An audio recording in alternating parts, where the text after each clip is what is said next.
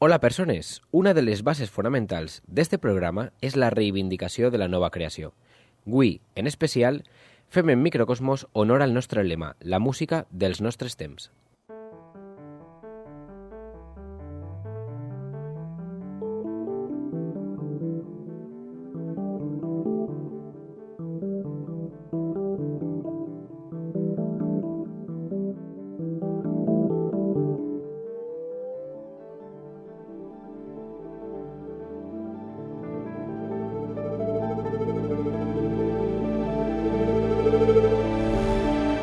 Microcosmos.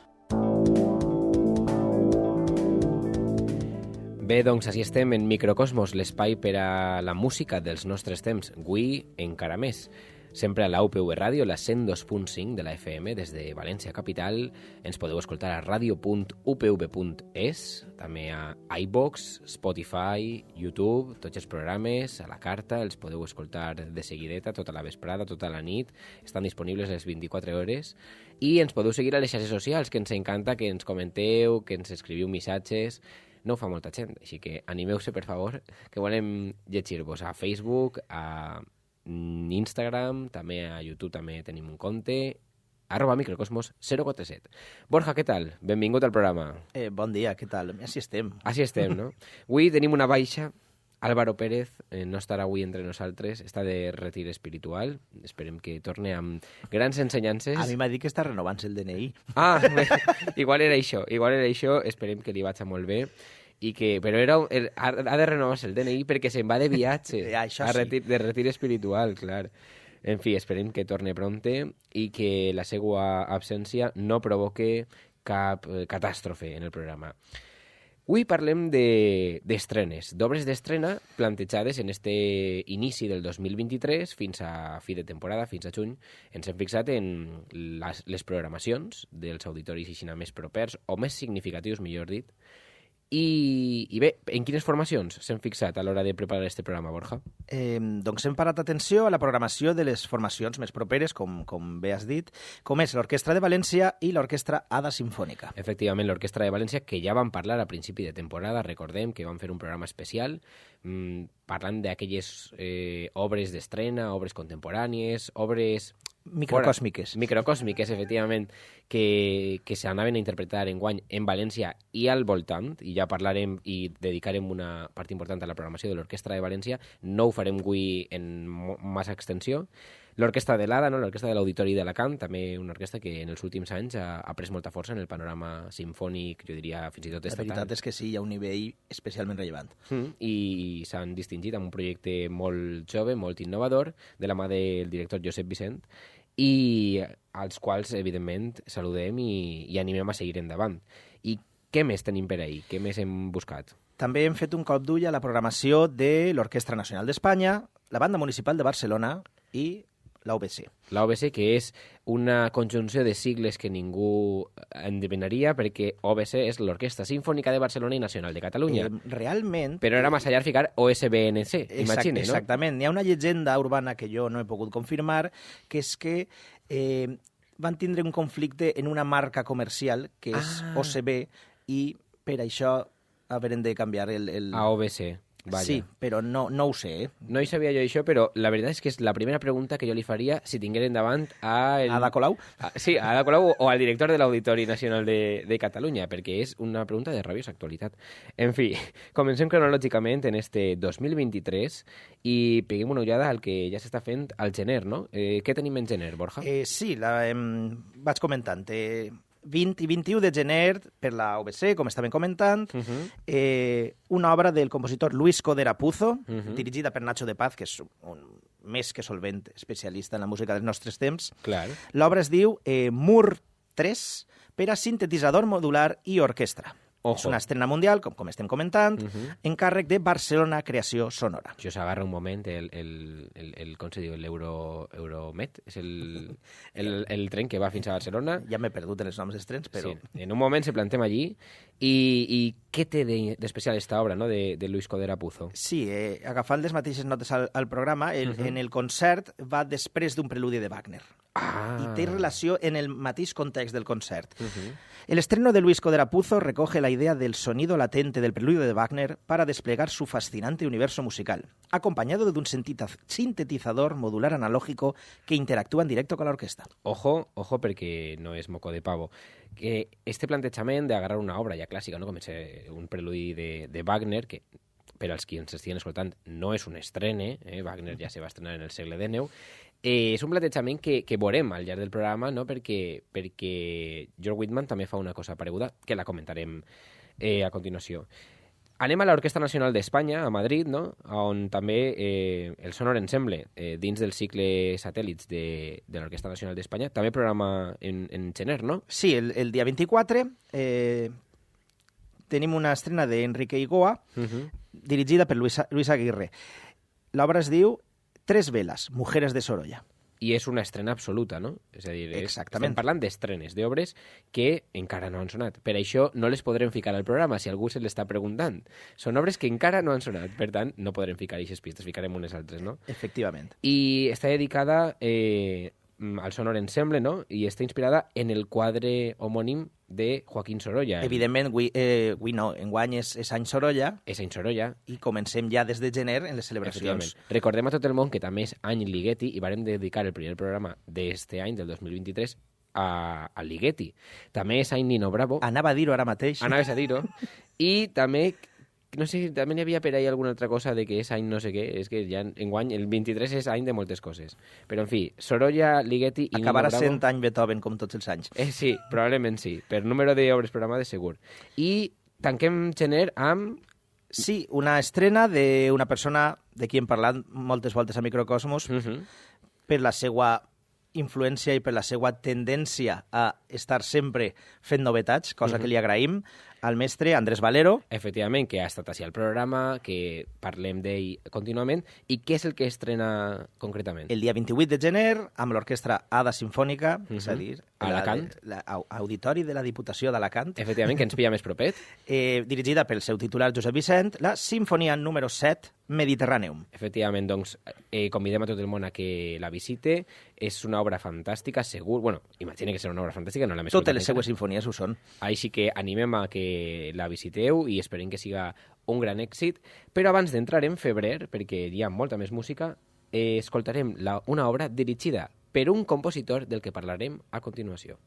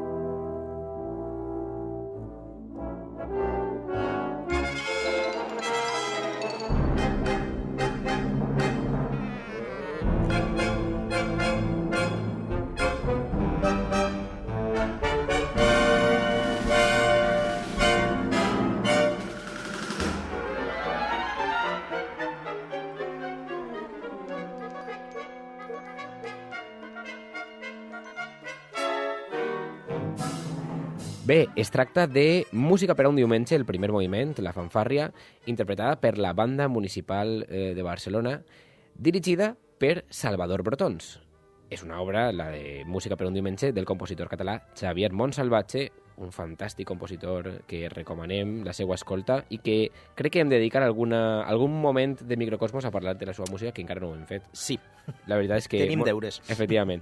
I per què fiquem esta música? Doncs perquè la dirigís Salvador Brotons, que també és compositor, i precisament, Borja, què passarà? Enguany estrena una obra amb la Banda Municipal de Barcelona. Efectivament. Qui la dirigís, esta estrena? El seu titular, José Rafael Pascual Vilaplana, de qui també hem parlat alguna volta a Microcosmos. És a dir, que la Banda Municipal de Barcelona estrena obra de Salvador Brotons. Concretament? El dia 12 de febrer, l'obra es diu Mar damunt. És una estrena mundial, evidentment, obra en càrrec de la Banda Municipal de Barcelona. Ah, molt bé. I intuís que tindrà una temàtica marina, no? Sí, mediterrània, al igual que l'obra que acabem de parlar, d'Andrés Valero. Efectivament, molt bé, molt bé. Doncs això per Barcelona, però se n'anem també a Barcelona, no? Seguim en la mateixa ciutat, Sí. on al febrer, al 18 de febrer concretament, l'OBC, l'Orquestra Simfònica de Barcelona i Nacional de Catalunya, estrena esta obra de George Whitman, Variacions sobre el cant dels ocells. Què és esta obra? És una fantasia per a cor i orgue, Uh-huh. a banda de l'orquestra, evidentment. Ah, clar. I s'estrenarà, com diguem, el 18 de febrer i segur que és una obra molt xula, molt interessant i que com recomanem que visiteu Barcelona i pugueu escoltar-la.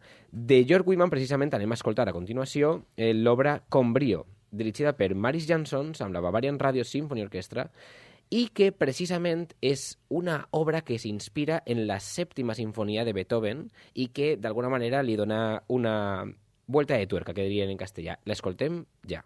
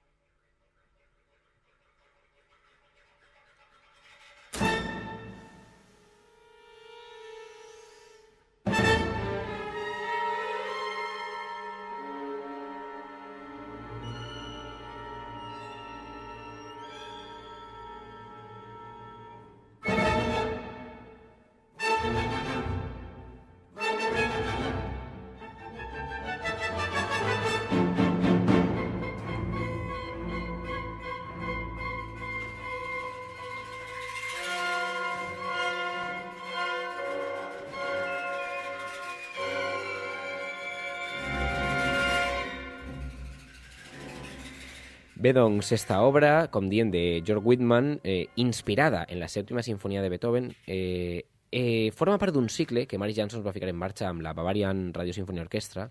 Bayerisches Rundfunk. Bueno, sí, clar. Els nostres oients. Efectivament, nosaltres preferim traduir-la a l'anglès. Fixa't tu, quan si allí la diguem en anglès, saps?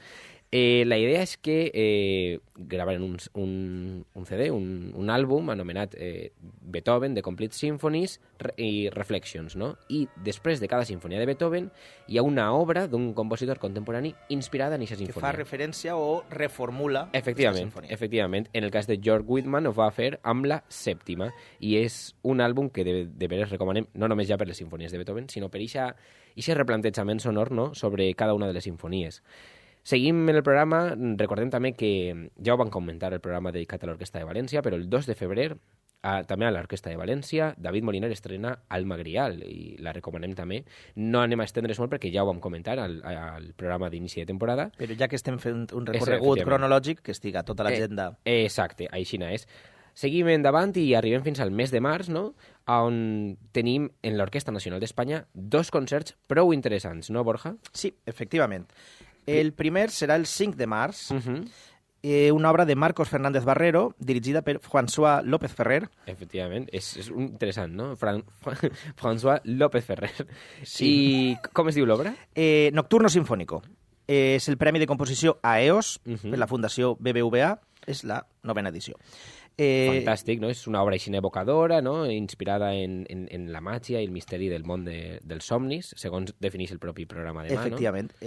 Continúe llegint. Es un reflejo personal de los personajes fantásticos, acontecimientos e imágenes volátiles que tras el íntimo descanso nocturno que paraliza nuestra actividad diaria, suelen quedar mermados en el olvido a la mañana siguiente. Mare meva, que bé queden els programes demà, eh? Si la música ja després queda igual de bé, s'ha aconseguit l'objectiu, la veritat. La retòrica té el seu punt. Efectivament. I tenim també a l'Orquestra Nacional d'Espanya, el 10 i 12 de març, una obra molt interessant, no? Sí, és un encàrrec per un consorci.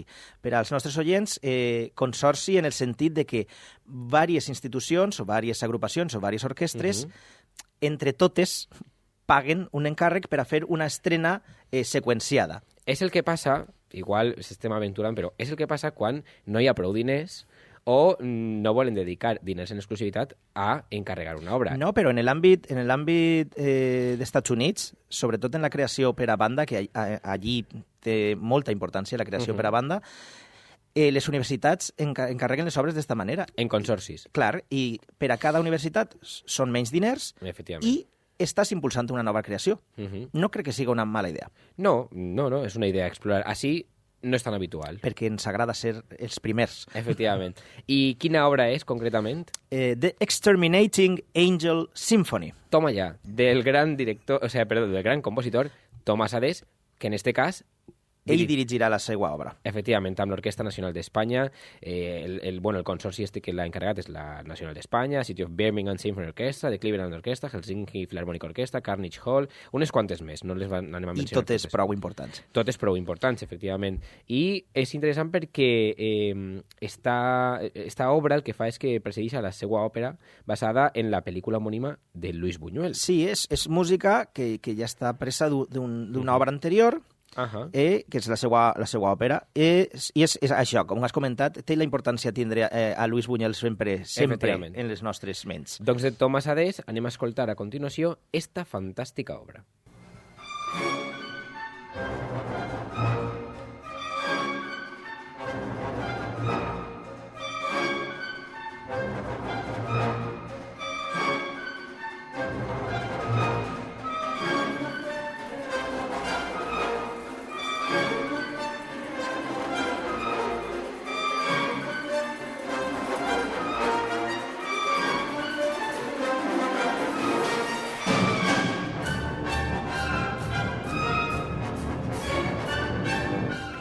Bé, esta obra es tracta de Asila Opus 17, el tercer moviment, concretament Ectasio, de Tomás Adés, com estàvem comentant, amb la City of Birmingham Symphony Orchestra i dirigida pel gran Sir Simon Rattle, que és un dels grans directors del moment, no? Per a mi, top 1, sempre ho he dit. Top 1, bueno, ahí ja són opinions personals, evidentment. El Moño, per a mi sí que és top 1, el seu pentinat, això sí que és indiscutible, però, des de luego, és una figura clau en el desenvolupament de la música dels últims, probablement, 25 anys, no? Seguim endavant en març, també amb l'Orquestra Nacional d'Espanya, no? Perquè tenim el 13 de març, concretament, una estrena absoluta de la compositora Marisa Manchado Torres. Quina és l'estrena, quina obra? M'agradaria dir-te el títol, però no està publicat encara. No està publicat, és a dir, és sorpresa. 13 de març, se'm fa molt difícil recomanar a la gent que vaig a escoltar algo que ni tan sols sabem el títol, però bueno... Igual no té títol. Igual no té títol, igual ahí està... O igual es diu estrena absoluta. Igual estrena absoluta és el propi títol de l'obra. En fi, seguim en març, el 17 de 9 de març, per a aquelles persones que el 17 de 9 de març en València no tinguen res a fer, ni tinguen que tocar, ni tinguen passacarrer, ni tinguen altra cosa... Ni estiguen afectats per la situació. Efectivament, ni estiguen afectats, poden anar a Madrid, a l'Auditori Nacional també, perquè tenim altra escena, no? De qui, concretament? Sí, de Benet Casablancas, dirigida pel titular David Afkam, que crec que ha sigut renovat ara mateix. Sí, és un titular fresco. Sí, exactament. Titular així en el Real Decreto des de matí. Efectivament, sí, és un director titular que se veu que seguirà al front de l'Orquestra Nacional. Això ja és salsa rosa i convidem a que visiteu els canals oficials. I convidem a David Afkam a que vinga a Microcosmos. Quan vulgui, a parlar de tota la salsa rosa, no per a altra cosa. I el concert de violí de Benet Casablancas. Molt bé, doncs s'escoltarà en març en l'Orquestra Nacional d'Espanya i també per les mateixes dates en Barcelona, per a qui, insistim, no tinga res a fer en València i vulgui viatjar, tenim a Barcelona, curiosament, dos obres de Sofia Gubaidulina. Exactament, el mateix cap de setmana. El mateix cap de setmana, però en formacions diferents. Efectivament, a l'Auditori de Barcelona normalment el dissabte és el dia de l'orquestra i el diumenge és el dia de la banda. Doncs hi ha Gubaidulina per als dos, exactament, per al dissabte i per al diumenge, no? Sí, 18 i 19 de març per l'orquestra, exactament com hem comentat, una estrena nacional de La Lira d'Orfeu per a violí, cordes i percussió. Fantàstic. I en la banda municipal què tenim? Una doble estrena en el mateix concert. Ah. Primer comentari, l'obra de Gubaidulina, que és la Hour of the Soul, Hora de l'ànima, per a mezzo-soprano i gran banda. Vale. És una estrena nacional perquè és una obra de l'any 74. Ah, vale, ok. O sea que la estrenem així a Espanya. Però, de Stephanie Macchi, el mateix concert de la Banda Municipal de Barcelona, n'hi ha una obra en càrrec de l'Aula de Composició de l'ESMUC, que seria el Conservatori de Barcelona. L'Escola Superior de Música de Catalunya, no? Exactament, que sempre té este referent de que les agrupacions de l'auditori, perquè està tot en el mateix edifici... Efectivament. I en este cas les sigles sí que corresponen, sí que tenen un ordre lògic en el nom, no? Sí. No és com la OBC. Molt bé, doncs del primer que hem comentat, no, de Benet Casablancas, anem a escoltar a continuació esta obra tan fantàstica.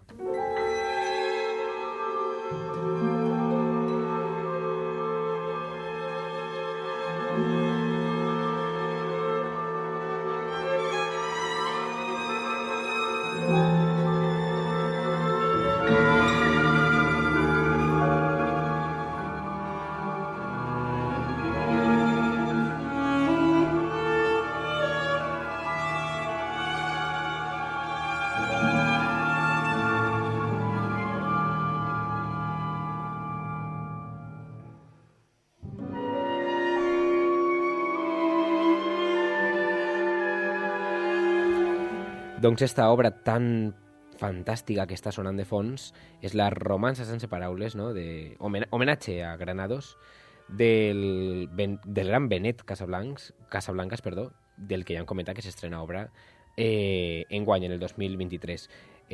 L'interpreta la Moonwinds Ensemble amb Antonio Galera, Nacho Gascón, Benet Casablancas i Joan Enric Lluna, valencians per ahí interpretant música fantàstica, sens dubte. I seguim entrant al mes d'abril, on hi ha més estrenes, ahir en l'impàs entre març i abril, tornem a Barcelona. Sí, no? Entre el 31 de març, 1 i 2 d'abril, la mateixa OBC fa l'estrena nacional del concert per a trompa de Hans Abrahamsen. Que us recomanem encaridament que aneu a visitar-ho. Amb el trompa solista de la OBC, Juanma Gómez, que és un trompista espectacular. I segur que ho farà de manera fantàstica i recomanem que aneu a Barcelona si teniu l'oportunitat. També el 21 d'abril l'Orquestra de València estrena a Europa Elysian de Francisco Coy, que ja ho vam comentar a l'inici de temporada i que ho tenim proper de casa per a que puguem visitar-ho. I el 2 d'abril, concretament, la Banda Municipal de Barcelona també estrena una obra superinteressant, no, Borja? Sí, The Black Windows, les finestres negres, sí, de Agustí Charles. És un compositor molt interessant i esta obra concretament compta amb Carmen Solís com a soprano, el Barcelona Clarinet Players, el Cor Jove Orfeó Català. En fi, és una obra que, sense dubte, impactarà, no?, allà on la veiem. També hem de dir que, al igual que hem comentat abans, en este concert també hi ha una doble estrena. Estrenar una obra en un concert és complicat, però dos... Això ja és per a premi, això ja és per anar a premi. També s'estrena una obra per a quartet de clarinet solista, com ha comentat Mario, per els Barcelona Clarinet Players, d'Enric Palomar. És una nova obra, tampoc té nom, o es diu nova obra, és la informació que tenim publicada. Probablement quan s'acosti la data hi haurà més informació, o no. Esperem que sí. Esperem que sí. Això... Però tornem a Agustí Charles. Efectivament, doncs d'Agustí Charles escoltarem a continuació el quart moviment de la seva obra, Elapsed Memories.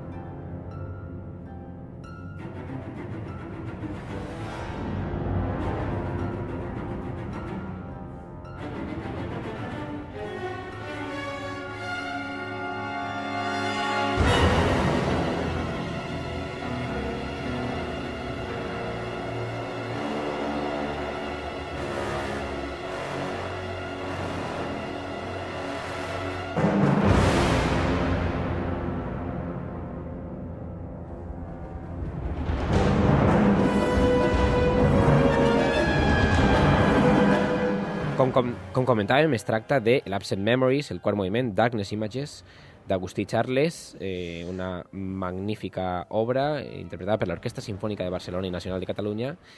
I seguim cap al mes de maig perquè tenim una altra obra molt interessant a l'Orquestra Nacional d'Espanya, no, Borja? Sí, efectivament. Tenim l'estrena del compositor espanyol José Manuel López López, correcte? Quina obra és? Tissue de Sable. Tissue de... Com has dit? Tissue de Sable. Ah, vale, perfecte. Tissue de Sable. Títol en francès. Sí, és un encàrrec de la Fundació BBVA que ja hem vist que para prou atenció a la nova creació. I això està molt bé. I, bueno, s'estrenarà el 26 de maig, dirigida per Francesc Prat, amb un títol en francès que sempre és més glamurós, la veritat, que dir Tisores de Sable. No? Sí, exactament. Ahí està la cosa. Bé, doncs, de José Manuel López López, evidentment no podem escoltar l'estrena, perquè encara no està... Tant de bo. Tant de bo poguerem, però sí que podem escoltar esta altra obra que de segur que no deixa indiferent a ningú.